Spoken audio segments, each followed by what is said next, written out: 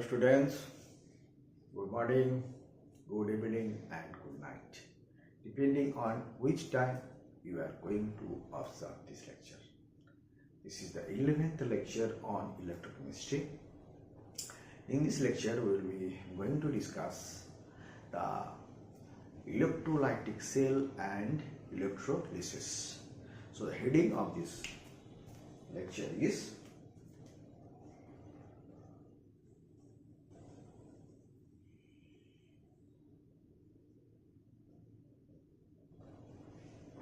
electrolytic cell and electrolysis.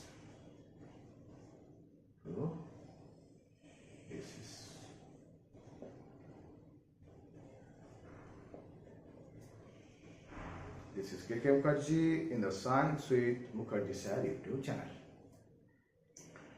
In the previous 10 lectures, we have discussed about a process in the electrochemistry where the chemical energy has been converted into the electrical energy. In the first lecture itself, we have discussed about the electrochemical cell. Electrochemical cell is nothing but the arrangement in which we will convert the chemical energy into the electrical energy. And here, electrolytic cell is just opposite of this electrochemical cell or galvanic cell. Here, by applying the electric voltage in a cell where we flow the electric current in the electrolytic solution, in the solution of electrolytes, and wherein we found a reactions. And this reaction is naturally, you will find that it is not a spontaneous reaction, spontaneous redox reaction, as we observe in case of electrochemical cell, where the reaction is very much spontaneous. But here the reaction is not spontaneous, but by using the electric current we bring about a chemical reaction, that is the redox chemical reaction, which is otherwise the non-spontaneous. So let us understand a very simple model of electrolytic cell. This arrangement where you will find there is a conversion of the electrical energy into the chemical energy. This is called the electrolytic cell. And the very simple example of the electrolytic cell you will find that is this is suppose a vessel. In this vessel you will find that there is a aqueous solution of copper sulfate. Here you will put the copper sulfate solution, right? And in this copper sulfate solution we dip two copper rod here, and here when we applied some DC voltage in that copper rod, this is basically the copper rod, and in this copper rod when we apply DC voltage, what is going to happen? Normally, when we are not going to apply any DC voltage in this cell, at that time what you will find? You will not find anything. No chemical reaction is going on there. But as soon as we put a DC voltage, where one electrode has been connected to the positive charge and another is the negative side of the battery. In this case, what we find, there is a reaction in the cathode, just like what we have observed in the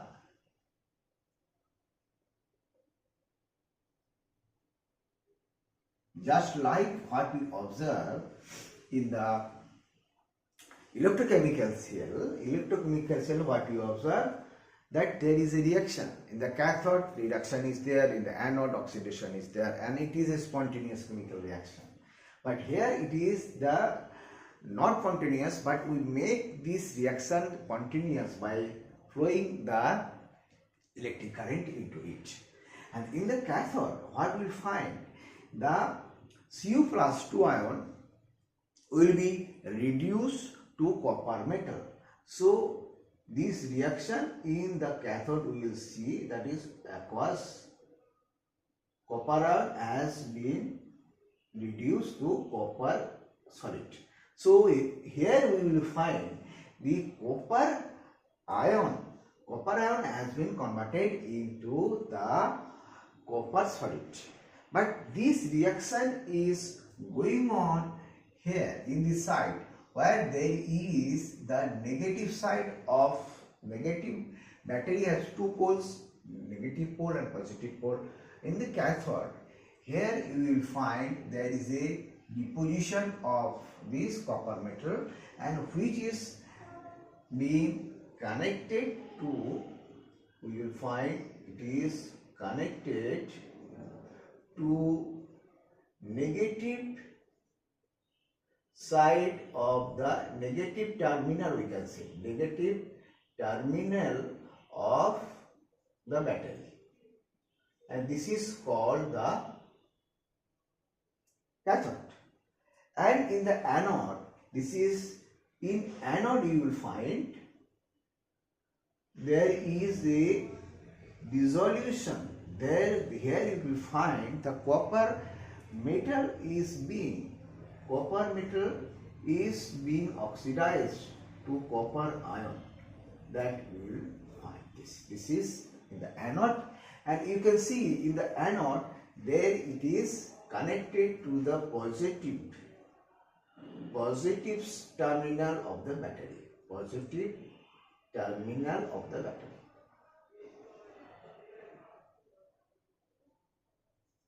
Positive terminal of the battery, whereas in the anode you will find it is the positive. In the anode it is attached to the positive side of the battery, and the cathode is the negative side. In the cathode you will find there is a deposition of the copper metal. In the anode you will find the copper metal has been converted into the copper ion and it goes into the solution. And this arrangement is called the electrolytic cell. Electrolytic cell. And this process where this reaction is going on is called the electrolysis. It is called electrolysis. So electrolysis, if we want to define, it is basically the decomposition. We can write it is the decomposition. It is the decomposition of the electrolyte solution.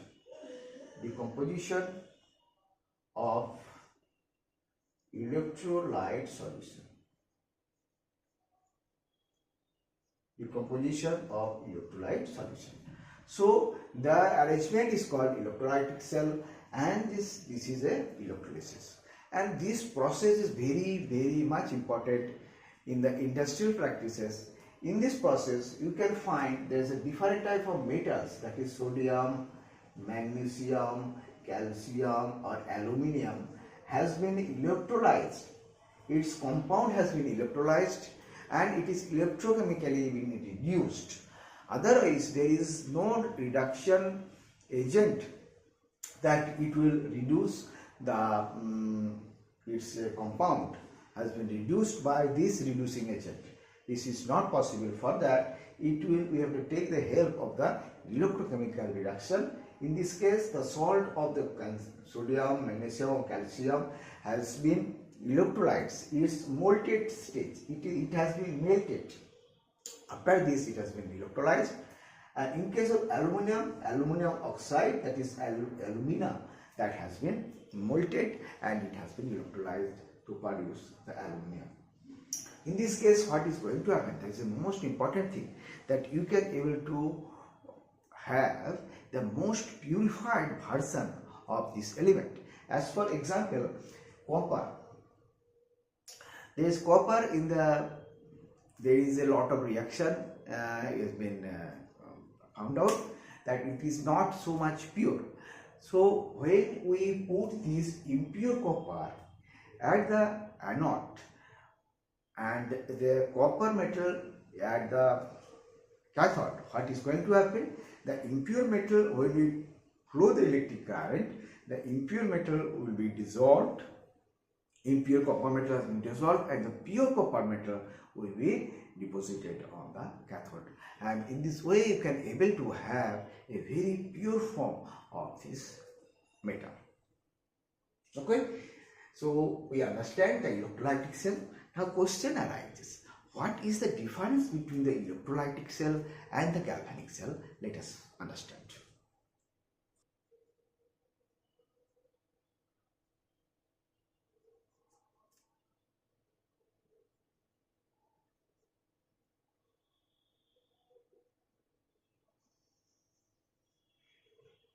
There basically we will find 2-3 points that will differentiate between the electrolytic cell and the galvanic cell. Number one, in the electrolytic cell you can find that is basically the electric energy in this cell. Electric energy has been converted, you can write electric energy is converted to chemical energy. Chemical energy, and there is a non-continuous chemical reaction. Non-continuous chemical reaction occur due to the flowing of the electric current. So you can write electric energy to the chemical energy. The chemical reaction, we can say chemical reaction is otherwise non-continuous, and this non-continuous reaction has been carried out in the electrolytic cell.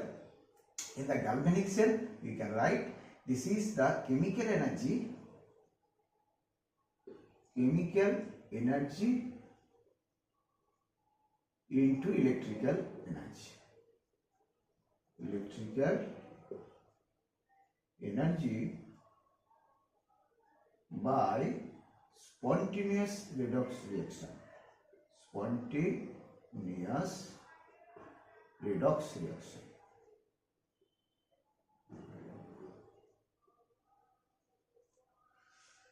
Second, that is the first point of this. The second point, here you can see the electrolytic cell has two components, the cathode and anode.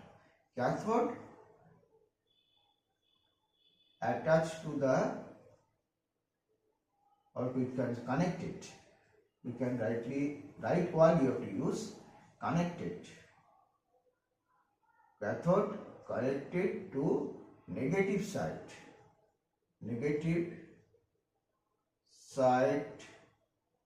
of battery, or you can say negative terminal of the battery, and anode is positive side of the battery. Positive side. Understand? And here in the galvanic cell, at cathode, reduction is going on.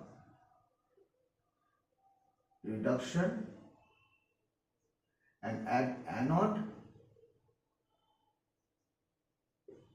the oxidation is going on. Oxidation.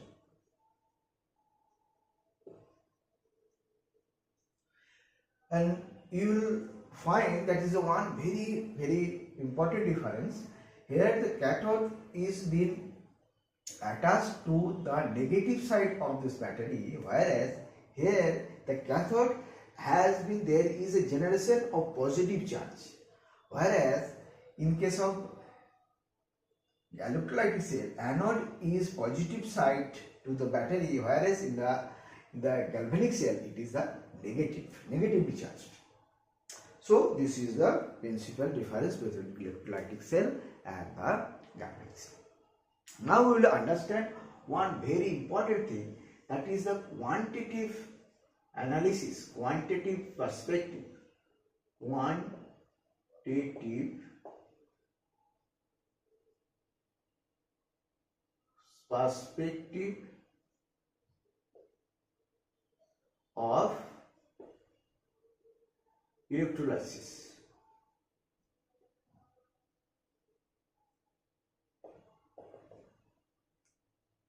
Quantitative perspective means if we want to quantify this electrolysis, that we already understand in the electrolysis, in the cathode there will be the metal will be deposited. In the anode there is another component will be deposited or liberated, that is depends on this electrolysis. But question arises, what is the quantity, how much quantity, how much reaction is going to happen, and what is the relation between the substance with the relation being deposited or liberated. That has been given by Faraday. Faraday in the year 1833 to 34 on analyzing the electrolysis of many electrolytic solutions. He came to a point and he initiated two different laws.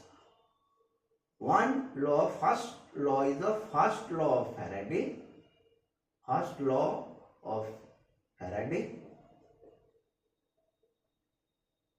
and another is second law of Faraday. Second law of Faraday. The first law and second law of Faraday that we are going to discuss in detail now. First law of Faraday. First law of Faraday.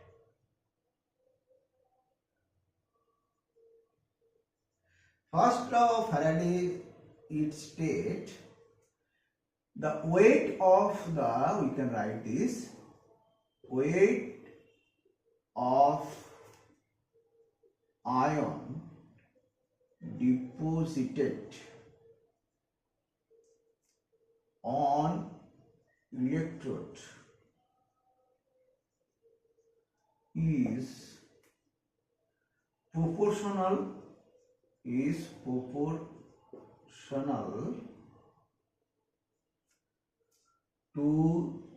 the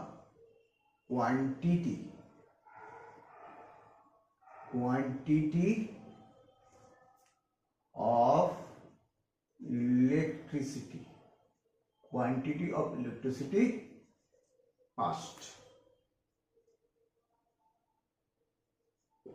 So weight of the ion deposited on the electrode is directly proportional to the quantity of the electricity passed.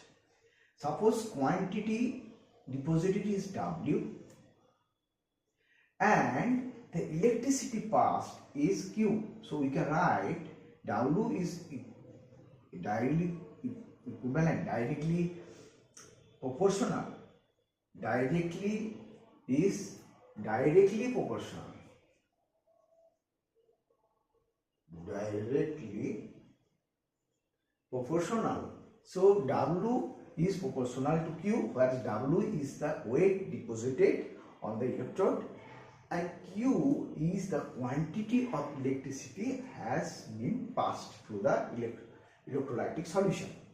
So with this, another thing we can see, we can write this W equal to Z into Q, whereas Z is called here, Z is electrochemical equivalent. Electrochemical equivalent. So how do we define this electrochemical equivalent? Suppose Q is equal to 1 coulomb. Q is equal to 1 coulomb. So if we put this Q here, W is equal to Z. So we can say the electrochemical equivalent is, we can write this here, the electrochemical equivalent is electrochemical equivalent is the weight of ion deposited, weight of ion deposited on the electrode by passing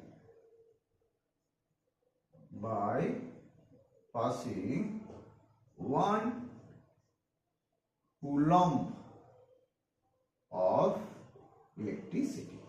So it is basically when pass 1 coulomb of electricity in the electrolytic solution, amount of the substance deposited, the weight of the ion deposited on the electrode is called the chemical equivalent, is the chemical equivalent of the substance. Now we can write this equation. Suppose I is the current in ampere. I is current in ampere unit. Flow for t seconds.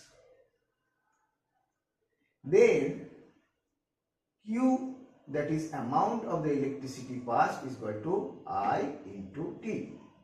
So we can write this equation. This equation can be written that Z, that is, we can write this equation W is equal to Z I T. So this is the equation comes from the first law of Faraday. Okay. Now we are going to discuss the second law of Faraday. Second law of Faraday.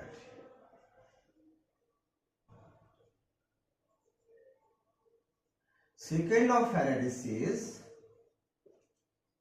when we pass same quantity of electricity, same quantity of electricity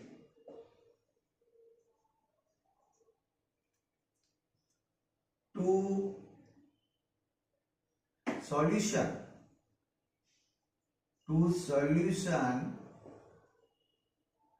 of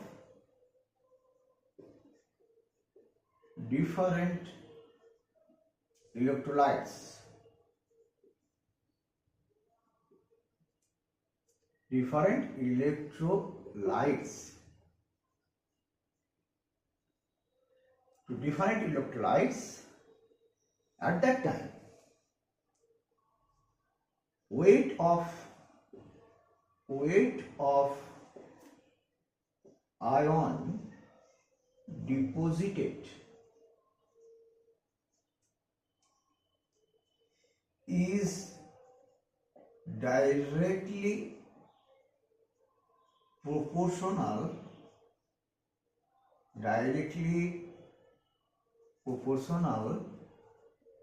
to the chemical equivalent of the substance. Chemical equivalent. So chemical equivalent of substance. So we can write this. Suppose there is a two solutions. One is having the copper sulfate, another is silver nitrate. At that time we can write weight of copper metal, copper deposited, by weight of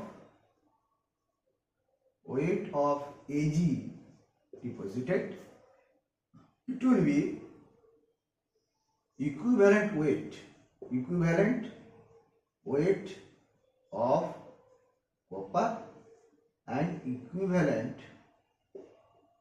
weight of Ag. So you understand the second law of Faraday. When we pass the same quantity of electricity through the two different solutions of the electrolytes, at that time the amount of ion deposited at the electrode will be directly proportional to the chemical equivalent of the substance. So we can write the weight of the copper deposited divided by the weight of the silver deposited. It will be equivalent weight of copper and equivalent of H. So what is equivalent weight? That you can easily know. It is basically equivalent weight. Equivalent weight. Equivalent weight is atomic weight of the metal. Atomic weight of the metal divided by number of electrons required to reduce. This is the equivalent weight. Now we understand one very important thing, that is, suppose Ag plus has been reduced to Ag metal. At that time, how much electric charge is required, or electricity is required to reduce 1 mole of Ag plus to 1 mole of Ag. So at that time you can see 1 mole of Ag plus reduced in this reaction, as per this reaction, reduced by 1 mole of electrons. You need 1 mole of electron. Now this 1 mole of electron means how much charge, that we want to know. That we can easily know. 1 mole electron. 1 mole electron means 6.023 into 10 to the power 23 number of electrons, and 1 electrons is having charge. How much it is? 1.6 in 10 to the power minus 19. So if we multiply this, we will get a electric current, electricity, that is charge, total charge it will get, that is 6.023 10 to the power 23 into 1.6 into 10 to the power minus 90. So it will be coming around 96,487 coulomb per mole. And this amount of charge is called the Faraday. This charge is called Faraday, and this is by A represented by F. So 1 farad means the 1 mole charge of the 1 mole of the electrons. Okay. Now we try to understand what will be the relationship between the chemical equivalent with the electrochemical equivalent. Electrochemical equivalent,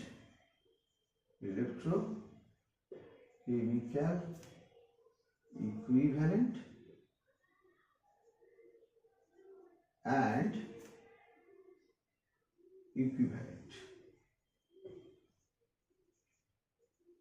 equivalent mass. Now we can say gram equivalent mass. 1 Faraday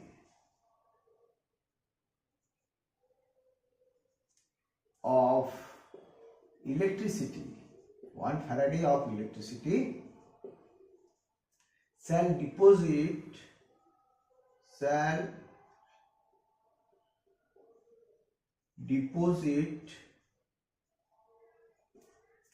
1 gram equivalent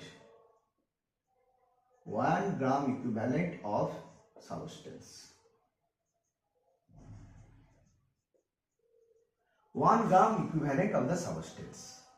This means from this we can see 1 coulomb of charge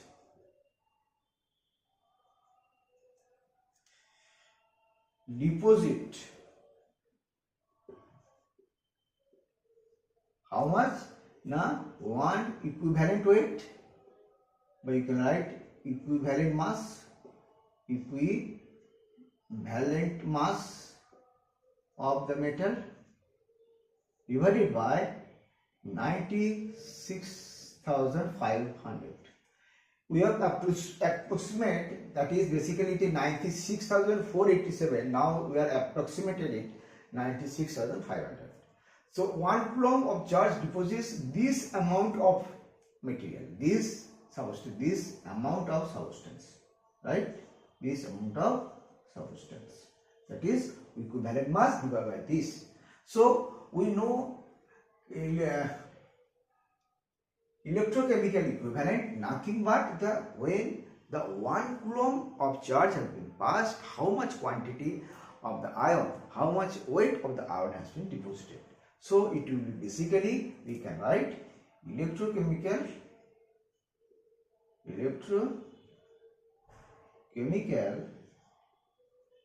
equivalent is equal to equivalent mass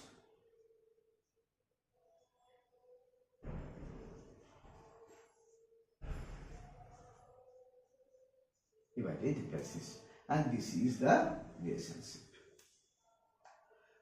So we will end this lecture here only, and in this lecture let us some recap from this lecture what we have discussed. We have discussed about the electrolytic cell and electrolysis. What is electrolysis? What is the difference between the electrolytic cells and the galvanic cells? We discussed the quantitative analysis of the electrolysis, that is from the Faraday's two laws, that is first law and the second law. What is the first law, what is second law, that we have discussed.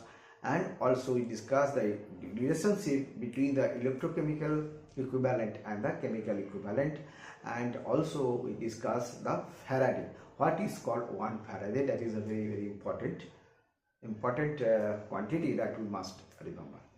That is all for today's lecture. In the next lecture we will discuss some related topics in the electrochemistry chapter. That is, we are going to discuss what are the factors that is going to affect the production of the materials in the electrode. What are the factors that we are going to discuss, and other related things. That's all. Hope you like this video. If you like this video, you can share to your friends. Thank you very much for watching.